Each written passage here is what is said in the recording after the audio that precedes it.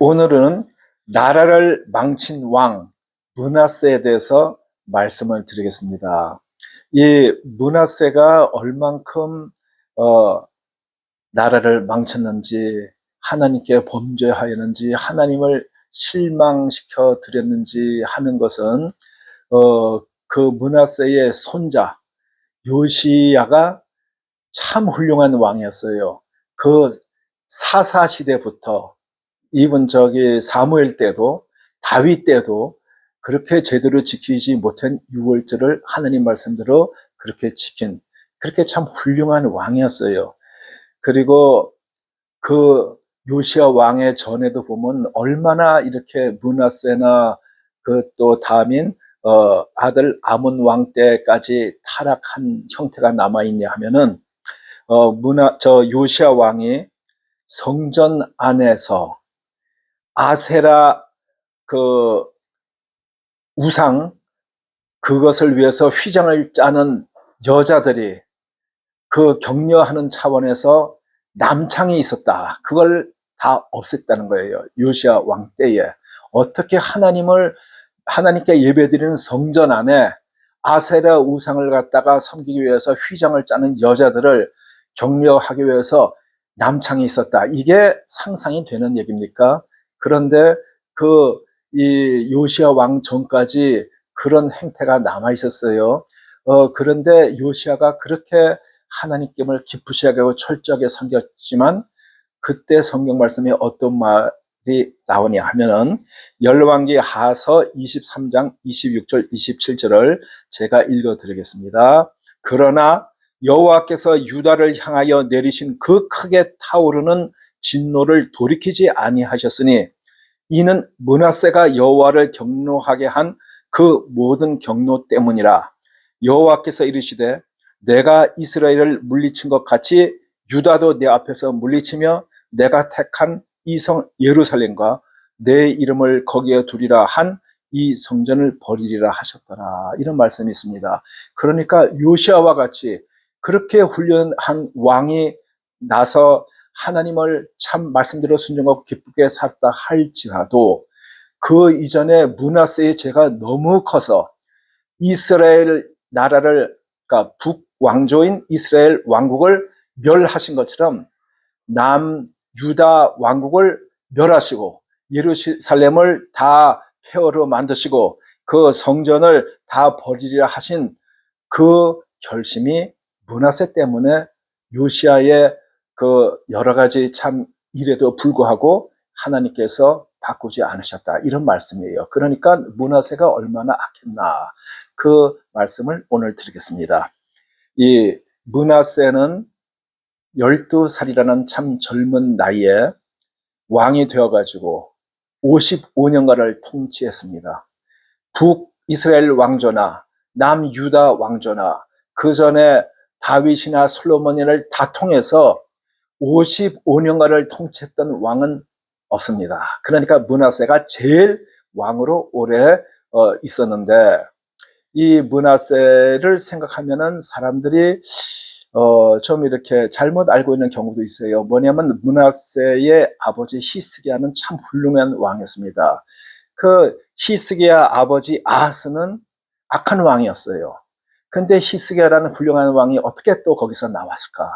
그리고 히스기야 다음에 므낫세는 제일 악한 왕이었어요. 어떻게 그렇게 선하고 하나님 말씀을 잘 듣는 좋은 왕 다음에 이런 악한 아들이 나타났을까? 그리고 므낫세 다음에는 아몬이란 악한 왕이 2년간 치리하고 그 다음에 요시라는 왕이 8살에 즉위를 하게 돼요. 그런데 요시는 다시 선한 왕이 이렇게 나오는 게 여러 가지로 참 저희가 보기에는 신기하고 이해가 잘 안 가는데, 이 히스기야란 훌륭한 왕이 참 종교 개혁을 많이 했어요. 그 전에 잘못된 거 우상 숭배하던 거 다 폐지하고, 그리고 하나님 말씀대로 이 해놨던 것을 므낫세가 또 거꾸로 드립니다.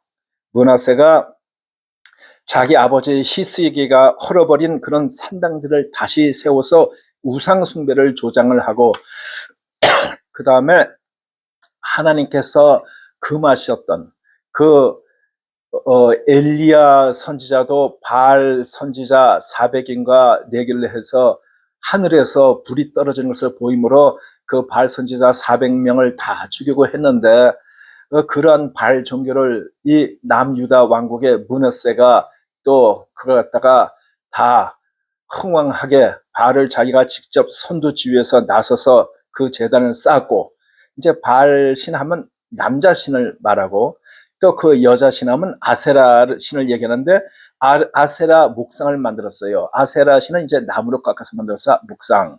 그리고 성전 마당에, 뭐 다른 터도 아니고 성전 마당에 일월 성신 제단을 쌓았다 이거예요. 일하면 해잖아요. 태양. 그리고 월하면 달이잖아요. 성하면 또 비료잖아요. 그러니까 저 태양신을 섬기고 달신을 섬기고 그리고 별신들을 섬기는 그러한 제단들을 갖다가 성전 마당에다 쌓아놓은 거예요. 그리고 자기의 아들을 불 가운데 지나게 하며, 여기에서 부드럽게 편해서 불 가운데로 지나갔나?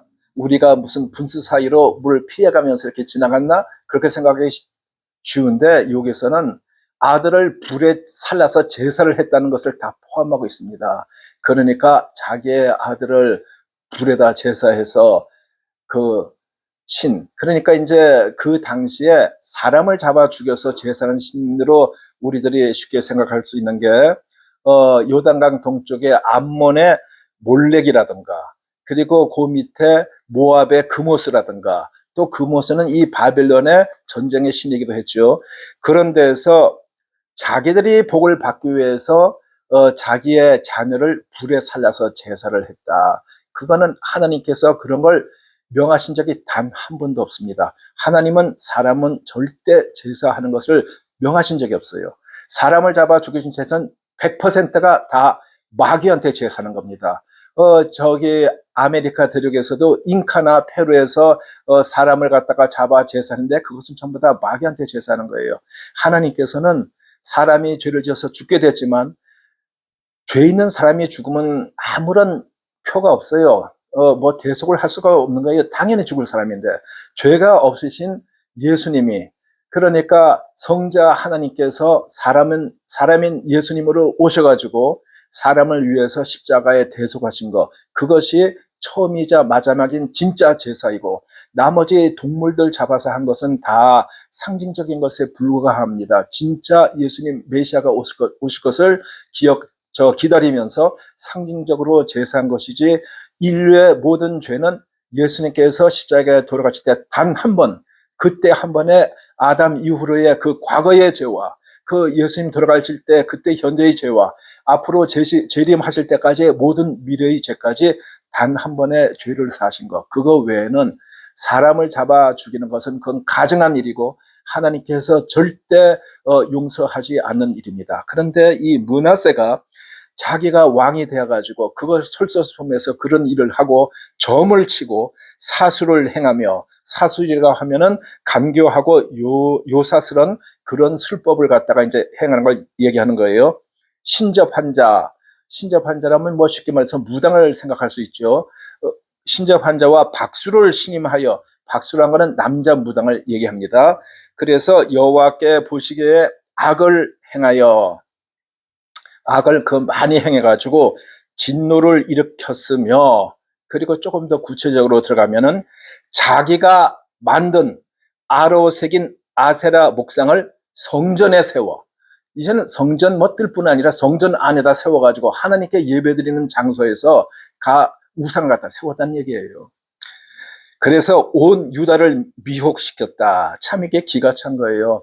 많은 왕 중에서도 뭐 옛날이나 지금이나 지도자 중에서도 사람들이 자꾸 압력을 넣어가지고 자기가 우유부단한데, 당신이 백성을 갖다가 백성이 원하는 소리를 듣지 않느냐, 우리의 풍요를 위해서 이렇게 하지 않느냐, 그런 식으로 해가지고 우상을 섬긴 거, 그것도 잘못된 것이지만 그래도 그건 참 남들에 밀려서 한 건데, 이 므낫세는 그게 아니고 자기가 리드를 해가지고 자기가 백성들을 갖다 유혹을 해가지고 했다 보니까 그건 죄 중에서도 제일 큰 죄라고 할 수 있죠.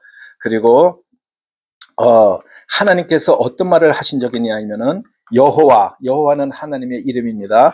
여호와께서 다윗과 솔로몬에게 이스라엘이 나의 모든 명령과 율법을 지켜 행하면 내가 그들의 발로 다시는 그의 조상들에게 준 땅에서 떠나 유리하지 아니하게 하리라 하셨으나 이 백성이 듣지 아니하였고 므낫세의 꾀를 받고 악을 행한 것이 여호와께서 이스라엘 자손 앞에서 행하신 여러 민족보다 더 심하였더라. 하나님께서 이스라엘 백성을 애굽에서 이끌어내신 다음에 가나안 땅에 들어가셔서 그 사람들을 다 멸하게 한 그 사람들의 죄악보다도 더 컸다는 것이 참 이해가 잘 가지가 않습니다. 그런데 사람이 하나님을 믿던 사람이 마음을 깨끗한데 비웠다가 다시 죄를 짓게 되면은 일곱 마귀가 들어왔다는 신약에 있는 말씀처럼 더 악할 가능성이 얼마든지 있다고 보입니다. 자, 오늘 우리 때에는 우리 마음속의 우상이 무엇인가 한번 생각을 해봅시다.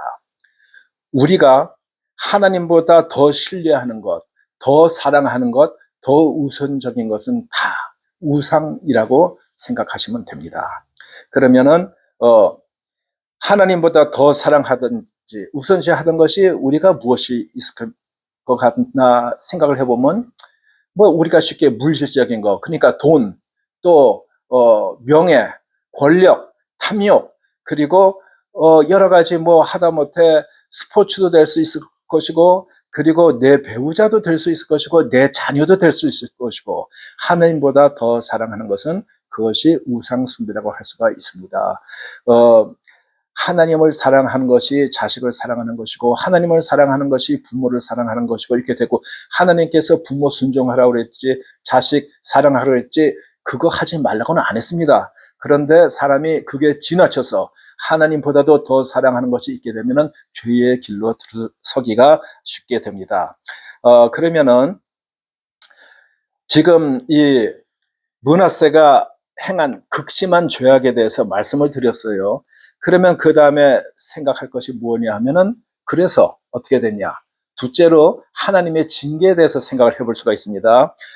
여호와께서 선지자를 통하여 말씀하시기를 유다 왕 므낫세가 이 가증한 일과 악을 행함이 그 전에 있던 아모리 사람들의 행위보다 더욱 심하였고, 그러니까 그 이스라엘 백성이 가나안 땅에서 멸하고 없앤 그 아모리 사람들도 죄가 더 심했다는 거예요. 이거는 그냥 사람들이 적당히 말하는 과장이 아니고 성경에서 하나님의 영감으로 기록한 것이기 때문에 이것은 팩트입니다. 과장이 아니고 그 사람들보다 더 악했다고 성경에 분명히 나와 있어요. 그러니까 이거는 우리의 상상 외로 굉장히 악했던 이야기예요.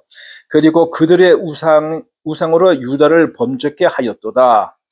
그래서 지금 성경 말씀에 있는 것을 추려서 이제 제가 말씀드리는 겁니다. 그러므로 그런 죄를 범했으므로 이스라엘의 하나님 여호와가 말하노니 내가 이제 예루살렘과 유다의 재앙을 내리리니 듣는 자마다 두 귀가 울리리라.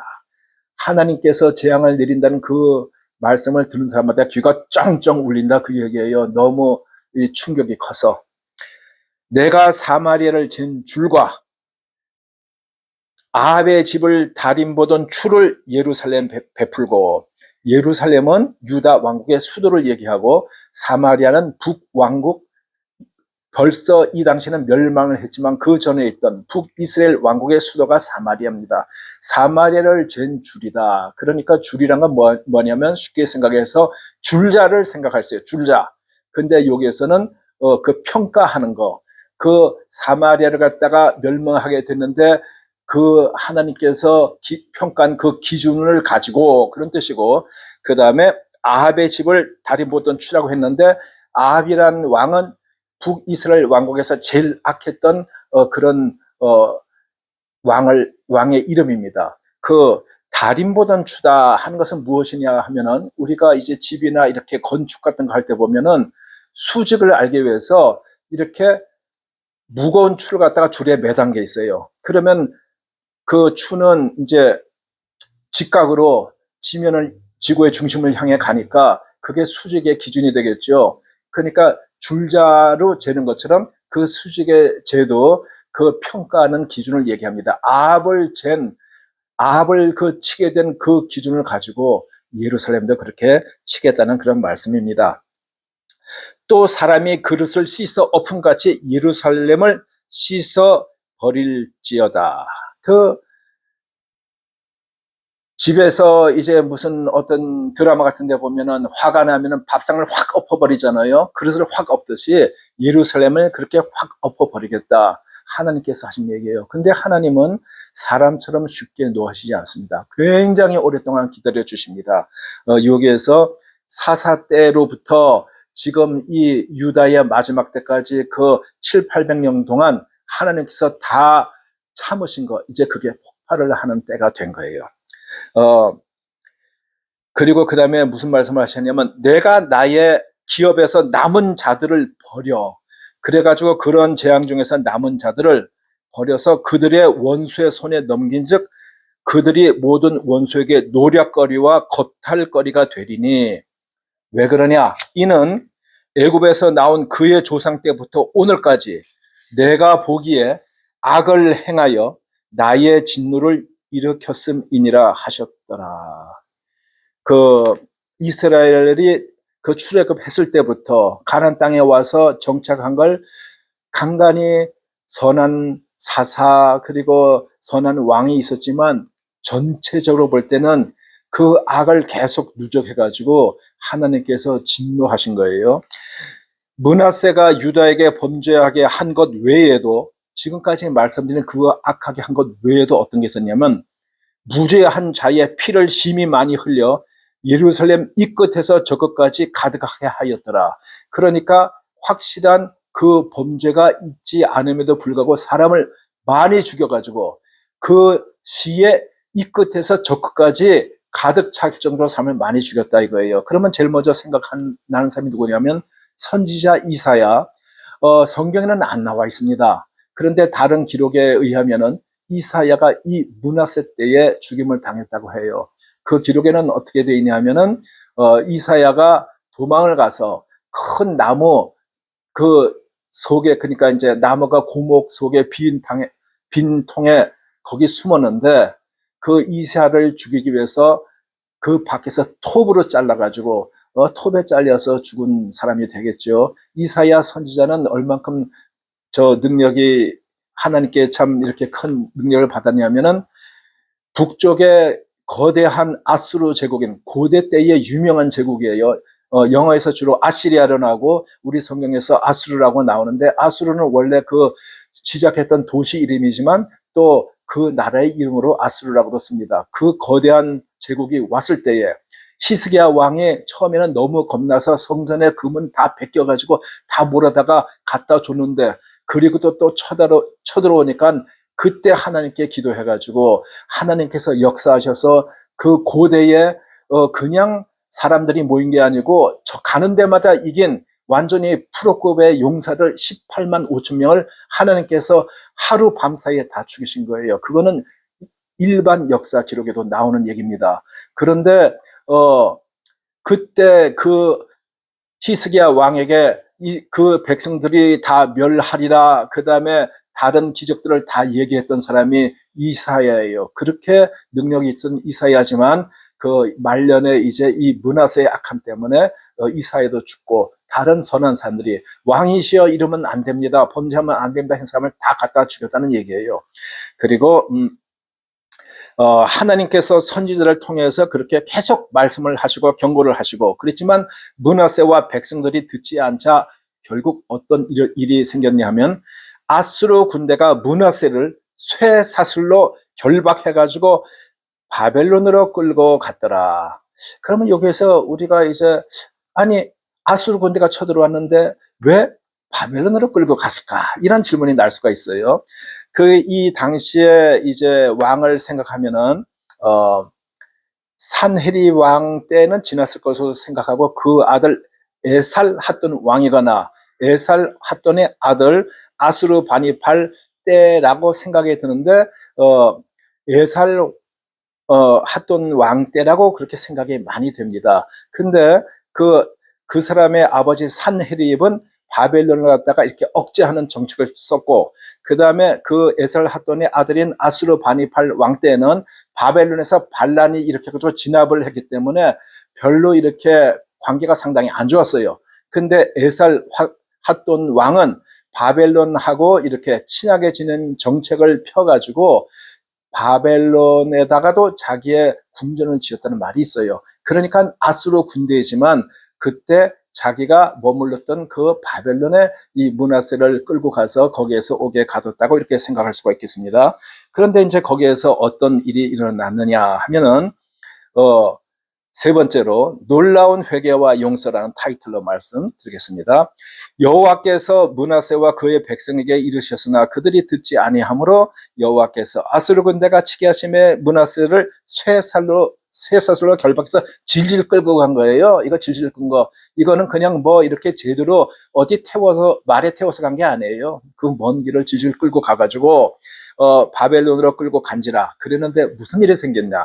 이 므낫세 같이 악한 사람이 환난을 당해가지고 얼마나 괴롭겠어요. 왕이라고 뭐 잘해주지 않았어요. 이 므낫세 케이스는 그냥 완전히 죄인으로 인간 같지 않게 그렇게 고생을 했을 텐데, 그랬더니 자기가 하나님께 간구하고 저 하나님께 그냥 저 회개를 한 거예요. 그의 조상들이 하나님 앞에 크게 겸손하여 기도하였으므로, 므낫세가 그렇게 간구하고 기도하니까 하나님께서 그의 기도를 받으시며 그의 간구를 들으시사 그가 예루살렘에 돌아와서 다시 왕위에 앉게 하시네. 하나님께 기도를 드렸더니 하나님께서 거기서 풀려나가지고 예루살렘에 다시 왕으로 앉게 하셨다 이거예요. 그거는 아수르 제국의 밑에 있는 그 밑에 있는 속국으로 그 나라 왕에 다시 앉게 됐다, 그런 얘기입니다. 그러니까 므낫세가 그제서야 여호와께서 하나님이신 줄을 알았더라.